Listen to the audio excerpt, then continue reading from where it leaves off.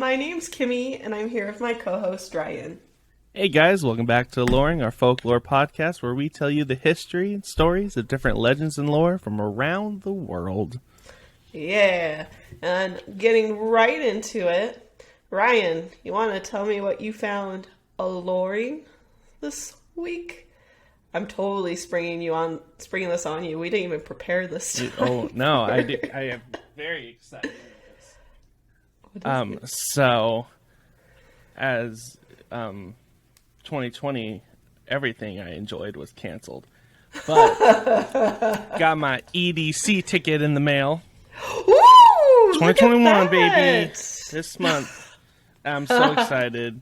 It comes in such a cool little box. It's got like stickers and pins and all sorts of stuff in it, and I'm so excited. I don't even like that kind of music, but EDC is like the best thing in the world. Oh my goodness. It's just so fun. That invitation, maybe we'll post pictures of it on social media because it looks really cool. Yeah, it's like a full-on like package with like multiple layers. It got a little beat up in the mail, but it's exciting. And yeah, ooh, wow. Oh, that's so cool. Yeah. Oh my goodness. He is also showing it off on Patreon right now. So everyone watching the episode gets to see the invitation. Yeah, it's very exciting. I haven't been to like a concert or anything since the Rona started. So I'm very excited to finally get out there. Woo, woo. I miss concerts. I am so happy for you. And I don't know, I'm a big sucker. If packaging is good enough, like I'll spend the money for it. And just seeing that, I'm like, oh my god, can we make stuff like that? 90% of the reason I go is just for the ticket. I don't even care about the show. You got bragging rights. That's what it is. So what did you find Aloreing this week? So after after Edgar and I were very sick for a week with the cold, I had to postpone my Potter party twice because I don't want to get people sick. We're kind of still in a pandemic, so safety is my concern. As much as I love to like throw parties.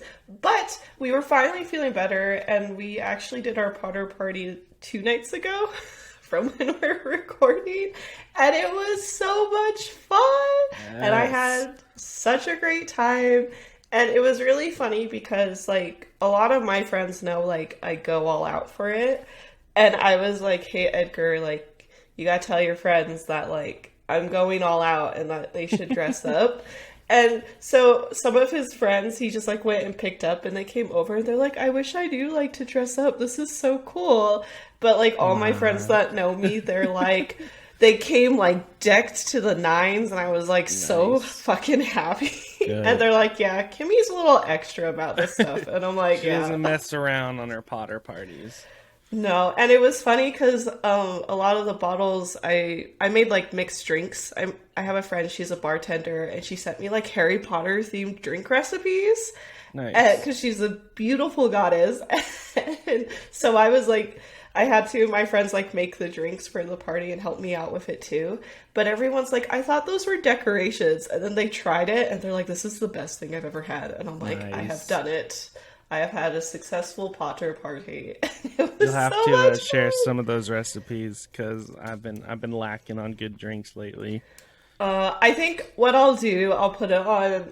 I'll put some on our Patreon and just give them cryptid names. Yeah. But if someone wants the Harry Potter ones, I'll tell you what it is. We have like the Goblet of Fire, Polyjuice, and Wolfsbane. Oh, and nice. They were all like, 2 of them were like apple cider kind of drinks, and the goblet was like smoky apple cider. The other one was like a apple cider vodka that was good, and then Polyjuice was like pomegranate and tequila. It was all really good. I was really surprised. So anyway, that was my exciting Halloweeny Potter Aloreing thing. So speaking of Halloween, what are we talking about this week, Kimmy? I was trying to like put a transition sentence, so I was like, Halloween. All right. So, I am very excited for this. We got some spooky Halloween thing because you guys, it's Halloween. It's Halloween month. It's basically Halloween.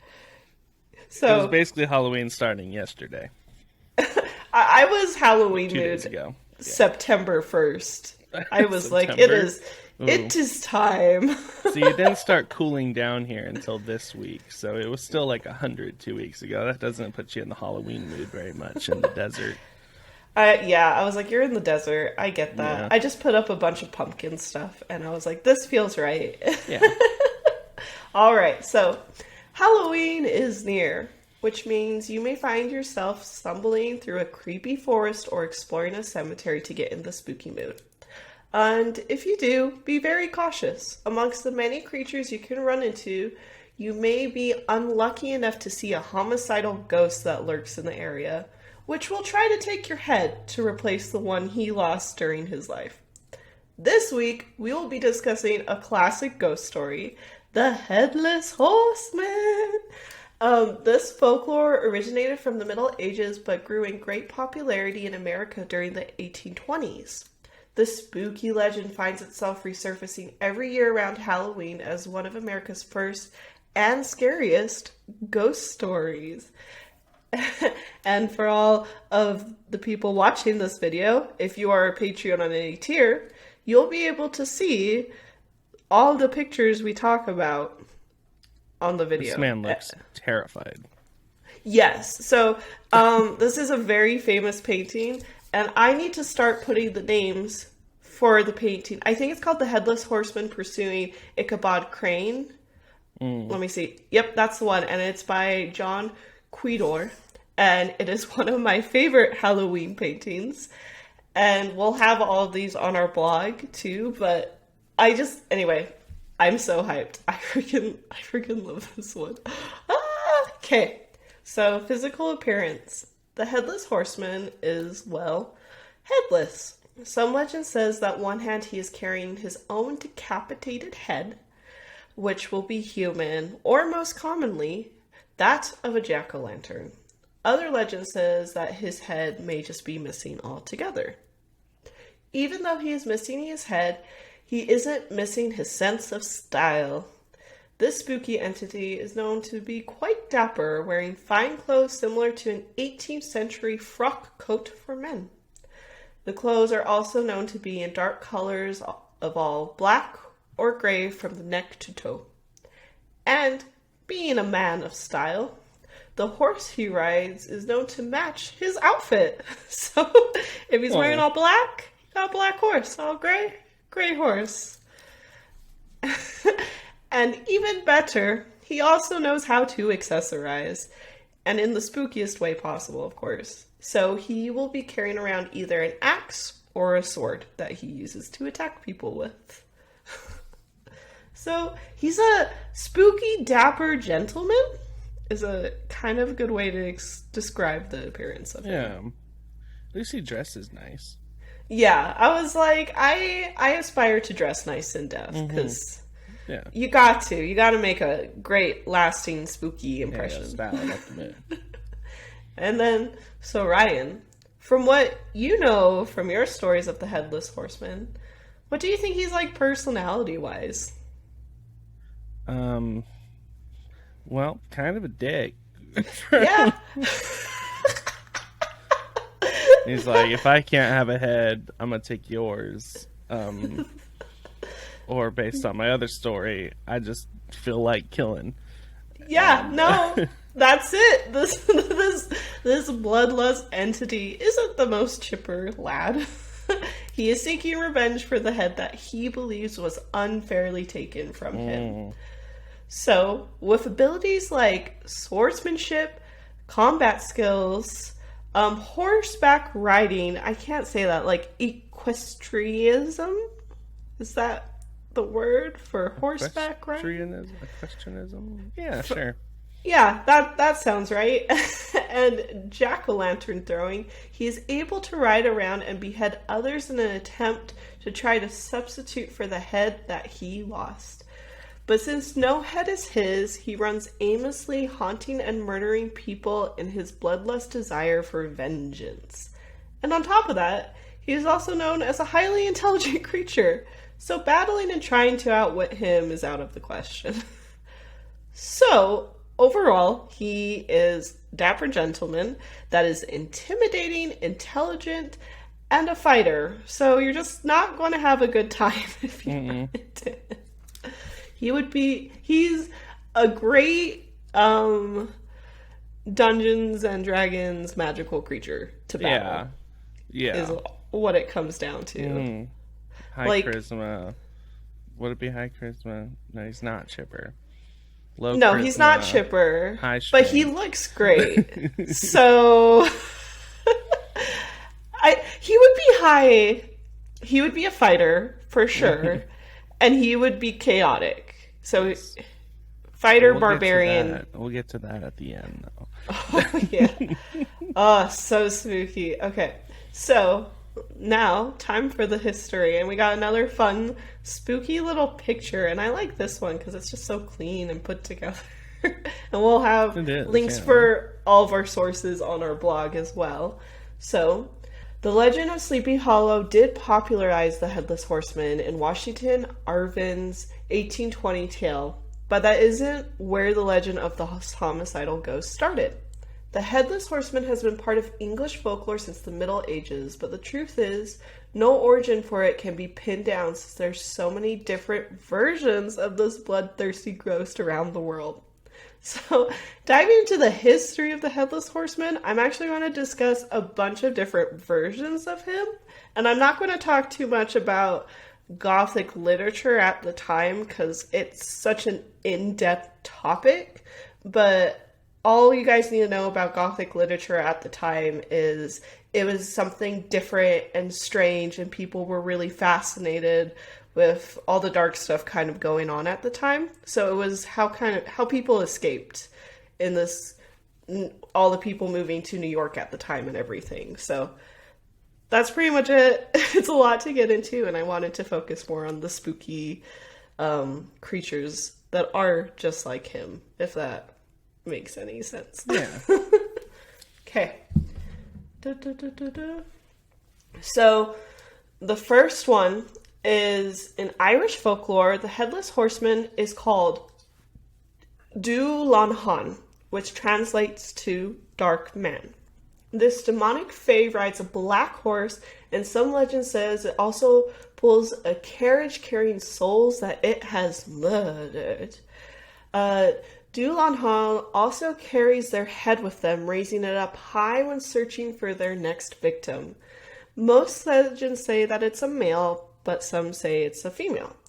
It appears to also be a bit more gruesome than the typical dapper Headless Horseman.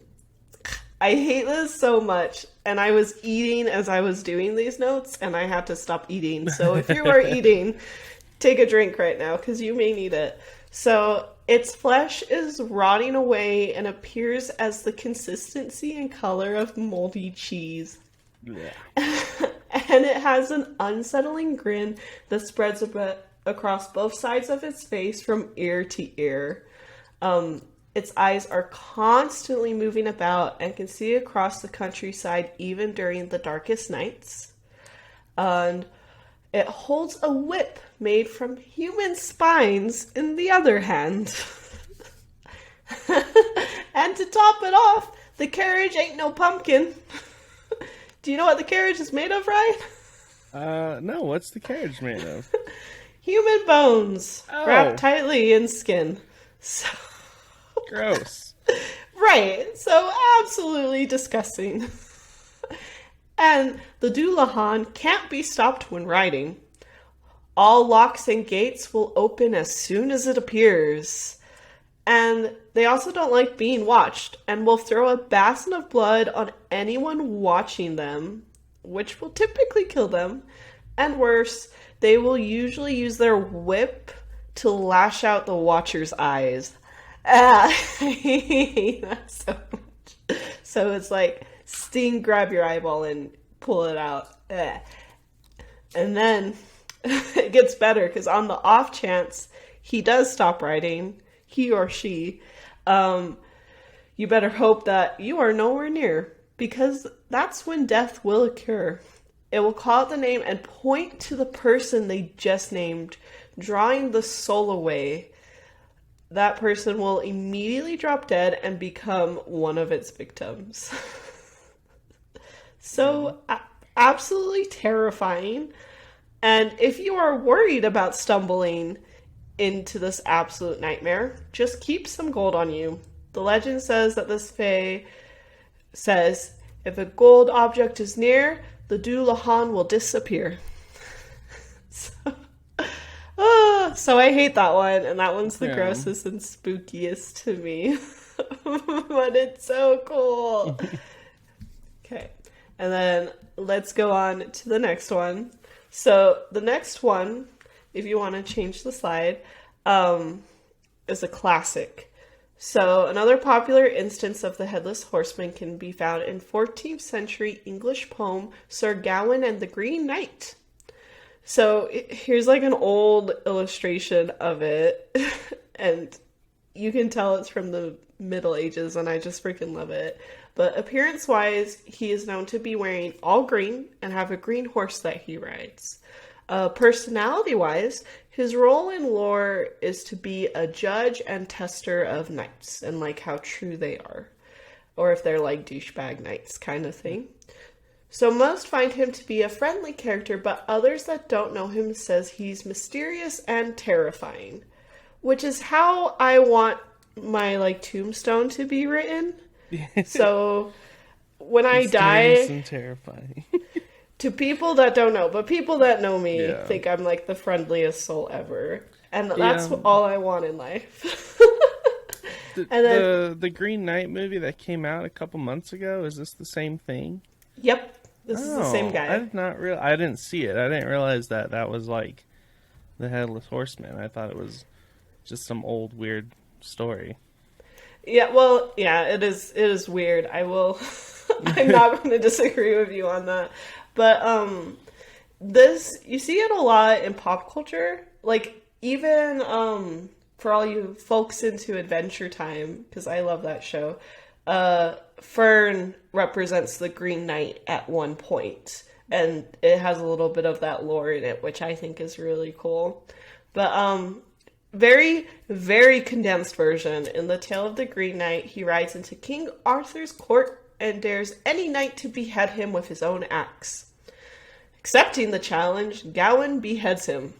The Green Knight then lifts his own decapitated head up and rides away, challenging Gawain to meet him again in a year for another battle.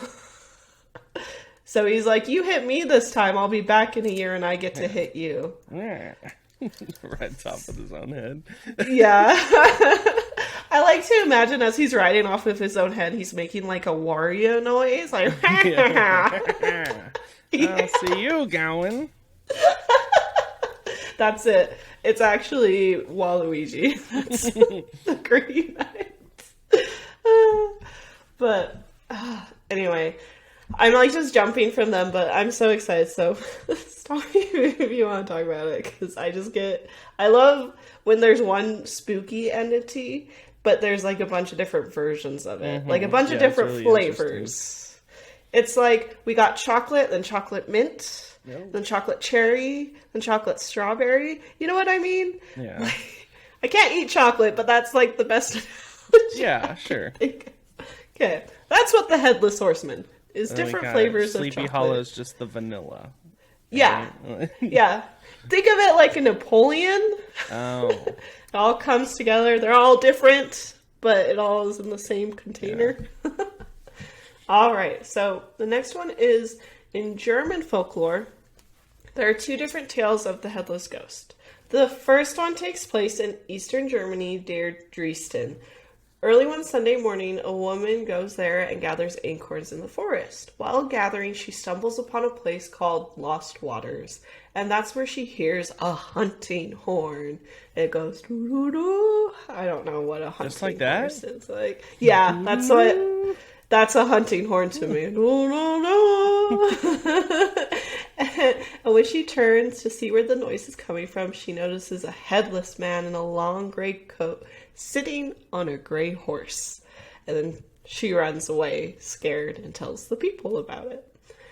And then the next origin of this ghost comes from a poem called The Wild Huntsman, written by Gottfried Berger. Berger? Yeah, that's what I'm going with. He writes of the wild huntsman who blows a horn to warn hunters not to ride the next day or they will meet a horrific accident. This wicked hunter is doomed to be hunted forever by the devil and a pack of black hounds, aka the dogs of hell. Yeah. With tongues of fire as punishment for his crimes, the story also has connections to Norse mythology. So for this guy, we got a headless guy that's being chased by the devil and the dogs of hell, and out of his mouth he spews fire.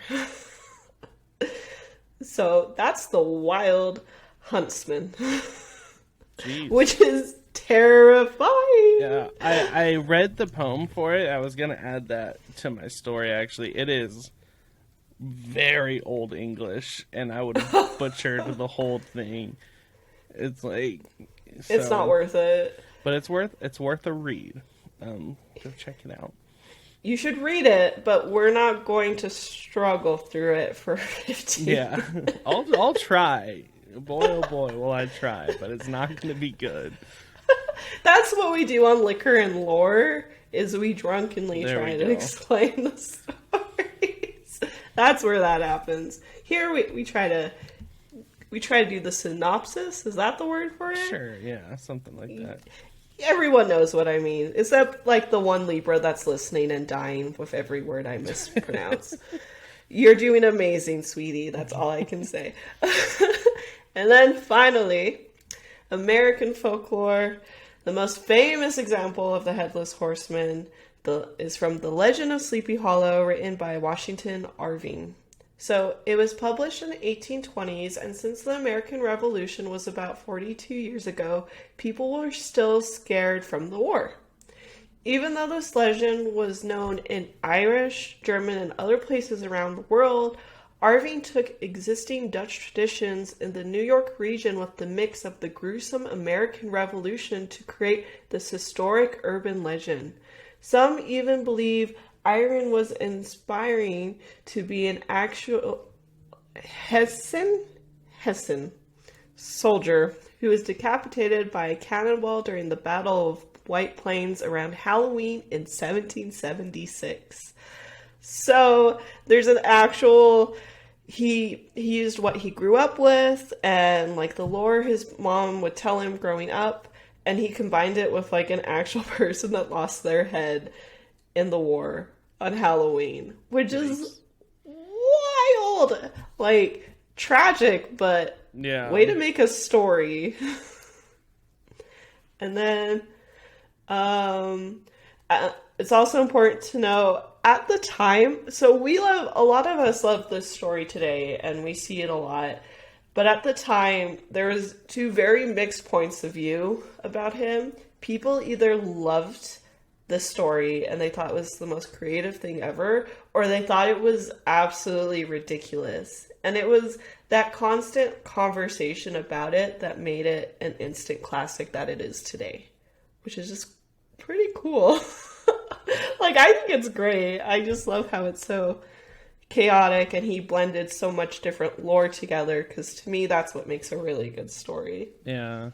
And the Hessian that is a hard word to say. Hessian soldiers were like German soldiers, so it kind of relates back to like it being a German story. Yeah. I've learned if it's dark folklore, it's probably German. It's probably German. That is 100% accurate. You gotta scare the kids into making good decisions. Mm-hmm. That's how they do it. And so it's also important to know this version of the Headless Horseman, being one of the more popular ones, can be found in different films, TV shows, books, video games, and comics. This spooky character is even so popular, it can be found at Sleepy Hollow High School in Westchester County, New York as their mascot. Could you imagine being the high school that has the headless horseman as your fucking mascot? Right? That's awesome. I would have school spirit.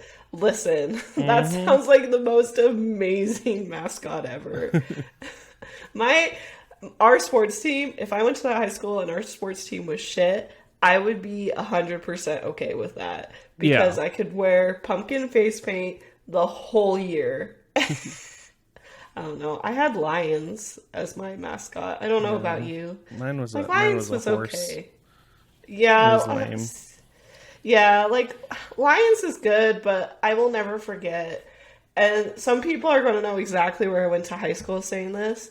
We had a male lion in our school, but we were so much in Utah County, it didn't have testicles on the statue. Oh, I thought you meant like an actual lion. No. Like, what?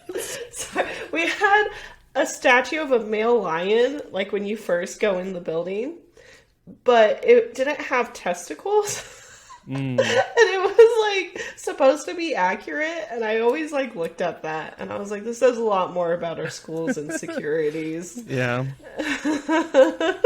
It still makes me laugh to today. And okay, and then I have one last thing. So that's all the history and all the fun facts of the different kinds of headless horsemen.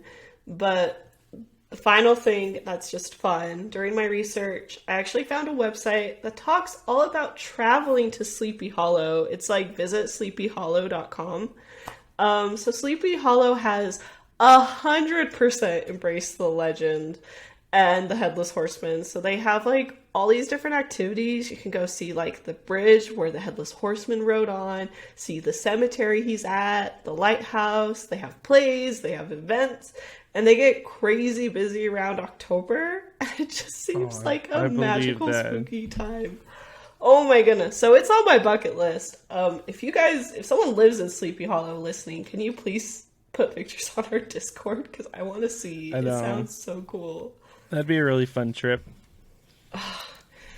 Can we do a live show in Sleepy Hollow? Sure. I would love that so much.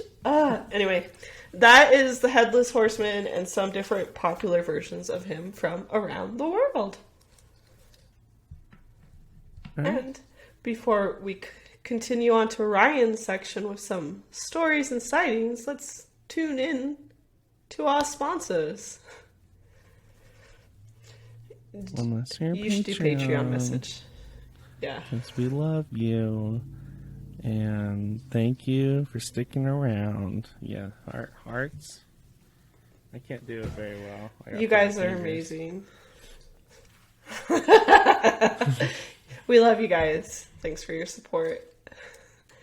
Now back to the show. Righty, spooky show. Ladies and gentlemen. Today we have the story of the Headless Horseman. And then we're going to go on to do some sightings and poems of a different, similar creature. All right, so this is a incredibly condensed version of Washington Irving's Headless Horseman story, because it's a book, so we made it into a couple paragraphs. Yes. One cold winter night, early in the new year, a certain Dutchman left the tavern in Tarrytown and started walking to his home in the hollow nearby. His path led him to the old Sleepy Hollow Cemetery, where a headless Hessian soldier was buried. At midnight, the Dutchman came within sight of the graveyard. The weather had warmed up during the week, and the snow was almost gone from the road. It was a dark night with no moon, and the only light came from his lantern. The Dutchman was nervous about passing the graveyard, remembering the rumors of a galloping ghost that he had heard at the tavern. He stumbled along, humming to himself to keep up his courage. Suddenly, his eyes were caught by a light rising from the ground in the cemetery. He stopped, Nope. his heart pounding in fear. Before his startled eyes, a white mist burst forth from an unmarked grave and formed into a large horse carrying a headless rider. The Dutchman let out a terrible scream as the horse leapt toward him at a full gallop. He took to his heels, running as fast as he could. making for the bridge since he knew that the ghosts and evil spirits did not care to cross running water.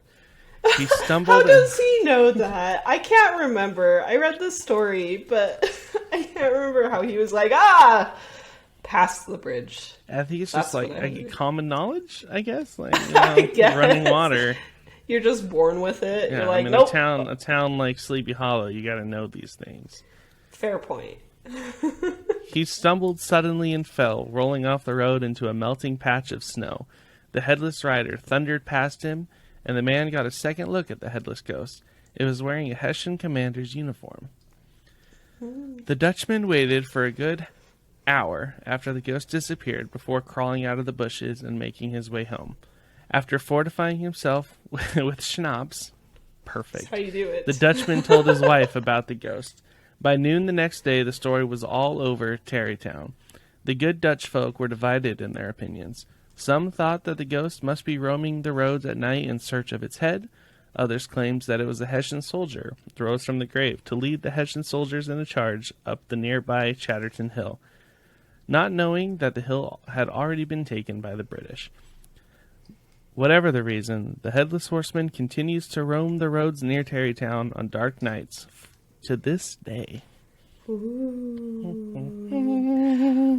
I think the reason this is a fake story is because the people are divided on what the ghost was doing and not if the ghost was real or not. That's how you know it's a real story. They all accept the fact that the ghost exists. It's a question of what that ghost do. Fair. There wasn't some guy there that's like, let me play devil's advocate. Yeah. Where everyone was like, nah, Totes ghost. What's he want though? Which I think is amazing, where the community was all like, okay, ghost is real, what do we do about it? Nobody looked at the Dutchman and thought, you're crazy. They all said, oh shit, what are we gonna do about it? And that's how problems get solved, people. If you have a kid go up to you or like, there's a ghost in the house, you're not going to be like, it's okay, little Timmy, we just moved into this house. We have an hour screen time in here for the movie plot. We will be just fine. You go, nah, little Timmy, you're right. We get a priest or we move in the next 12 hours. So let's see what we can do. So while trying to find more regular Headless Horseman stories, I went down a rabbit hole about the Dualhan, which is the Irish Celtic version. Way cooler. May 100%. I say. Yeah. So I found a poem, and then I have, it's kind of more information on it, but it includes a couple sightings, so. Oh, that picture gave me goosey bumps. That's so spooky. I love it. Yeah, he's where'd his head go? Creepy. So here is a poem by an unknown author. He rides his black steed through the countryside, and whenever he stops, a mortal man dies. He's the angel of death and worthy of dread, dressed all in black and lacking a head. In his left hand is a spine that he'll use as a whip. In his right hand a scythe that will cut to the quick. He rides his black steed through the countryside. If you chance to observe him, you might be struck blind, and still think yourself lucky that he left you behind. If he pulls on the reins and he finds you outdoors, your heart will stop dead and beat nevermore. There are buckets of blood where the Dualhan rides. On the hollow eve, you best stay inside. I thought that was terrifying. I got goosey bumps on my leg. That was a good little spooky one. Woo. Yeah, so I guess in Irish folklore, he's not so much like a ghost that came from the dead, but he is death. Yes. So he's like kind a death of like fae. a Grim Reaper. Yeah. It compared him to a not a wraith. No, I can't remember. I think of him like a death fairy. Yeah. Like death fae, if that makes. Yeah. So, like a fairy of death. How many times can I say fae in the next 20 banshee. seconds? That's the word I was looking for. He's been compared a lot to a okay. banshee because they're kind of like the heralds of death, but banshees, I think, are attached to like a person. This guy is just like, he's everywhere. Well, banshees are spirits too, but banshees are messengers of death. Yeah. Where this guy is death. Yes. So if you're having a really rough night, you may see a banshee. The banshee may scream, and then you turn around, and the headless horseman is And I don't think it's included in my story, but it did say in some of the research I was doing that he like sometimes has a little posse of like banshees with him, just kind of like lead him the way. They're his fan club. Yeah. So let's just jump into it. The Dualhan is one of the most spectacular creatures in Irish fairy realm, and one which is particularly active in the more remote parts of the countries. Around midnight, on certain Irish festivals or feast days, this wild and black-robed horseman may be observed riding a dark and snorting steed across the countryside. W.J. Fitzpatrick, a storyteller from the Mourne Mountains in Country Down, recounts. I have a request. Yes. Can you do like a spooky voice or something? Just to come on. Like an Irish accent. Yeah, well, it's okay if you butcher it. I can't do an accent. I seen the Dualhan myself. I can only do country accents. This is Irish. Do country. No, I like country. Let's do We're country. We're going to pretend this is a country Irishman. I seen the Dualhan myself, stopping on the brow of the hill between Braceford and Munsey Calp, late one evening, just as the sun was settling. It was completely headless, but held up its own head in its hand, and I heard it call out a name. I put my hands across my ears in case the name was my own, so I couldn't hear what it said. When I looked again, it was gone. But shortly afterwards, there was a bad car accident on that very hill, and a young man was killed. It had been his name that the Dualhan was calling, which is absolutely terrible. So it just says your name, and you die. Even if it doesn't catch you, all it's got to do is say your name, and you're done. Yeah, he points and calls you out. Better not have a name tag or anything on you. Yeah. Or do have a name tag that's not your name, and just see what happens. Death Note style. You just call yourself, what's it, L, and then no one will, he won't be able to get you. Yeah. So the origins of the Dualhan are not known for certain, but he is thought to be the embodiment of an ancient Celtic god, Crom Dubh, or Black Crom. Crom Dubh was worshipped by the prehistoric king Tigermus, who ruled in Ireland about 1,500 years ago, and who legitimized human sacrifice to heathen idols. Being a fertility god, Crom Dubh demanded human lives each year, the most favored method of sacrifice being decapitation. But good news, the worship of Crom continued in Ireland until the 6th century, when guess who showed up? Christian missionaries. The motherfucking Christians. They denounced all worship, and under their influence, the old sacrificial religions of Ireland began to lose favor.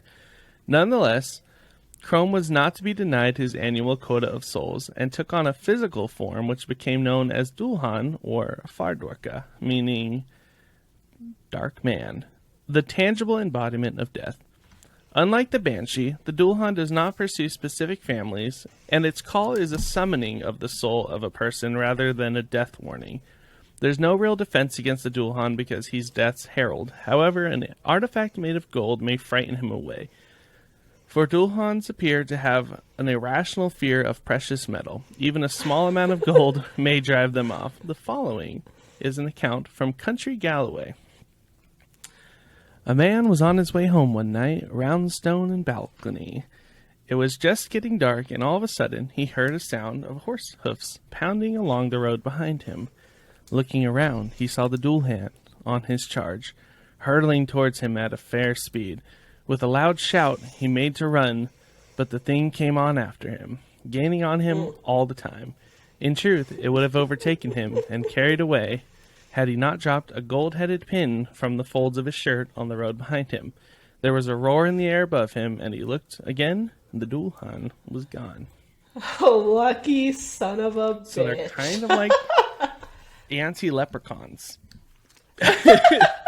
Instead of liking gold, they're like, they run away. Dulhan, the god of death, also scared of basic coin. Yes. Fear him.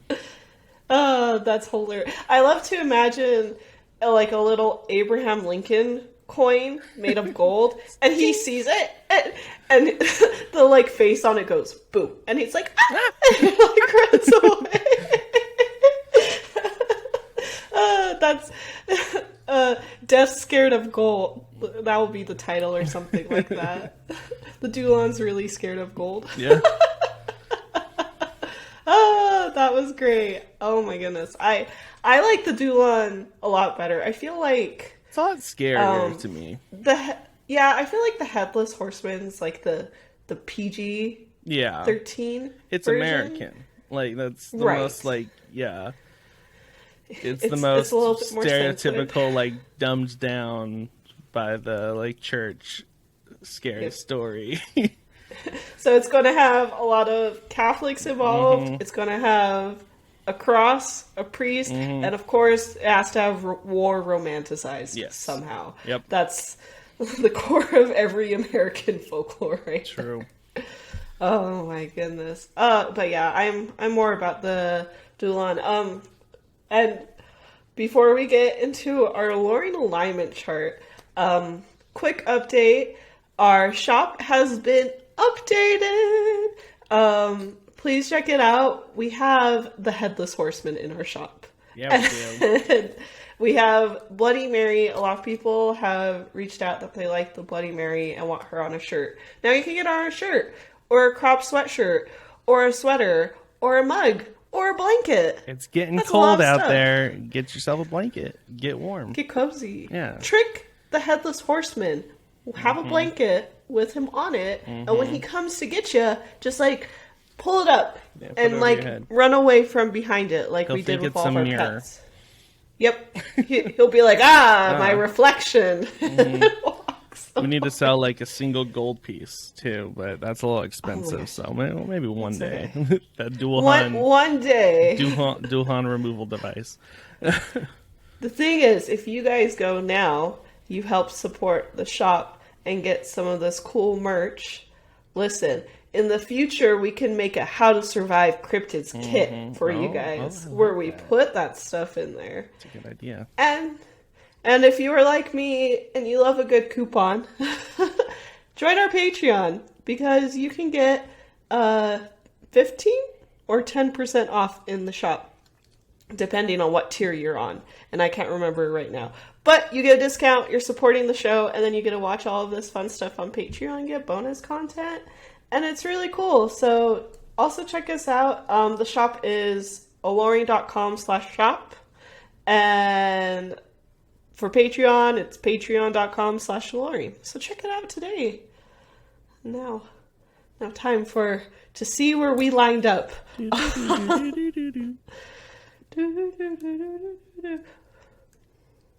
Hey, we're not too far off. Okay. Which I think this makes sense, because so I said lawful evil.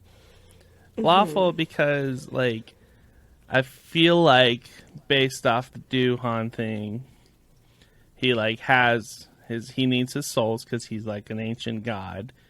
So he follows a very strict set of rules, but also he's killing people. So I put him a little on the evil side. But I could definitely see where you did more the American one, it being chaotic evil for sure. 100%. Yeah, I was like, I feel because when I was first reading about the Dulhan one, I was looking at like less of his history, but more of just like a quick synopsis of like what he is. And then when you told me more about him and kind of like his origins and the God relation, I was like, oh, so he does have laws he follows. Yeah. The American one is just pure chaos. Yeah, that man just so wants I was your like, head. yeah. So I tried to put it like a little lawful, Yeah. not completely. I agree with both of our placements based off of our Yes. two very different stories. I don't have any Wow. arguments here. Wow, we've done it. Yeah, It we has did it. taken, what is it, 11 episodes for us to... We're in agreement. Round of applause, everybody. We did it. Yes. We did it. 11 episodes in. We finally freaking did it. Now we'll just wait for the day where our little moth images match up. Yeah, one day. One day, but not today. But this is really good. This is very We're good on the right progress. path.